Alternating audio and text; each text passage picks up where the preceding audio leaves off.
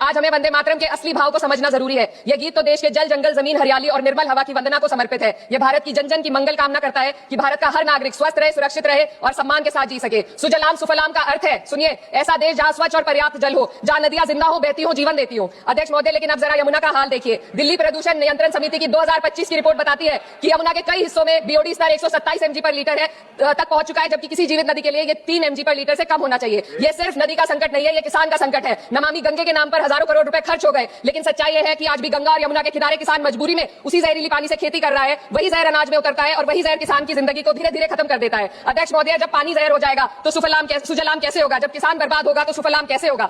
मलयज शीतलम, Malay का अर्थ है Malay पर्वत से बहने वाली ठंडी सुगंधित चंदन जैसी हवा जो जीवन देती है, बीमारी नहीं। आज मैं सदन से पूछना चाहती हूँ, क्या आज के भारत की हवा मलयज शीतलम है? नहीं अध्यक्ष जी, बस संसद से बाहर कदम रखिए, एक गहरी सांस लीजिए। ये चंदन की महक नहीं, ये जहर है जो आपके हमारे फेफड़ों में उतर रहा है। दुनिया के 20 सबसे प्रदूषित शहरों में से 13 भारत में है। दिल्ली की हवा में सांस लेना मानो रोज 20 सिगरेट पीने जैसा हो। भारत हर साल सर्दियों में जहरीली हवा के प्रकोप में घिर जाता है। AQI गंभीर स्तर पर आ जाता है। ठंडी हवा का सपना अब gas chamber, ma'am 2 minutes, gas chamber की हकीकत बन चुका है। हम वो देश है जहां सरकार प्रकृति पर बने गीत का मान मर्दन तो करती है, पर उसी प्रकृति, जंगल, हवा, पेड़ को बचाने वाले कानूनों को धीरे धीरे खुद ही खत्म कर रही है। यह है आज के हमारे मलयज शीतलम की अफसोसजनक सच्चाई। अगर हम हवा को साफ नहीं कर पाए तो न सुजलाम बचेगा, न सुफलाम बचेगा। माननीय अध्यक्ष महोदय, सस्य सामलम का अर्थ है ऐसा देश जहां उपजाऊ जमीन हो, जहां खेत फसल से भरे हो और किसान कर्ज और निराशा में न डूबा हो। आज किसान सिर्फ मौसम से नहीं लड़ रहा है, प्रदूषण, नीतियों की बेरुखी और सिस्टम की नाइंसाफी से लड़ रहा है। एक तरफ कॉर्पोरेट के लोन माफ होते हैं, दूसरी तरफ किसान को उसकी वाजिब MSP भी नहीं मिल पाती है। आप ग्लोबल सुपर पावर बनने की बात करते हैं, लेकिन हमारी पर कैपिटा इनकम दुनिया में 136वें नंबर पर है। हम अपने छोटे पड़ोसी देश से भी पीछे हैं। हमारे लोग $2500 तक भी नहीं कमा पा रहे एक साल में,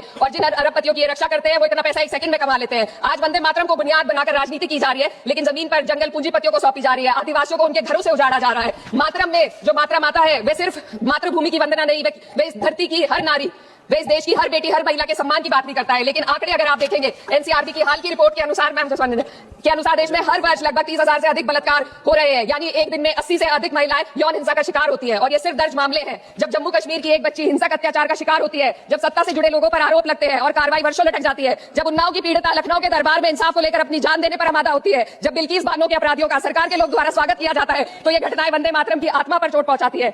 मैं अध्यक्ष महोदय बस यही कहना चाहती हूँ अपनी बात को अंत में रखते हुए कि वंदे मातरम सिर्फ अतीत की ललकार नहीं, ये वर्तमान की जिम्मेदारी है। ये आत्म मंथन की घड़ी है। यही समय है कि हम वंदे मातरम को सिर्फ नारा नहीं, नीति और जिम्मेदारी बनाए। और अपने जज्बात को मैं आलमा इकबाल साहब के तराना हिंद के साथ इस सदन में रखना चाहती हूँ कि सारे जहां से अच्छा हिंदुस्तान हमारा, हम बुलबुले हैं इसके, ये गुलसिता हमारा, मजहब नहीं सिखाता आपस में बैर रखना, हिंदी है हम, वतन है हिंदुस्तान हमारा।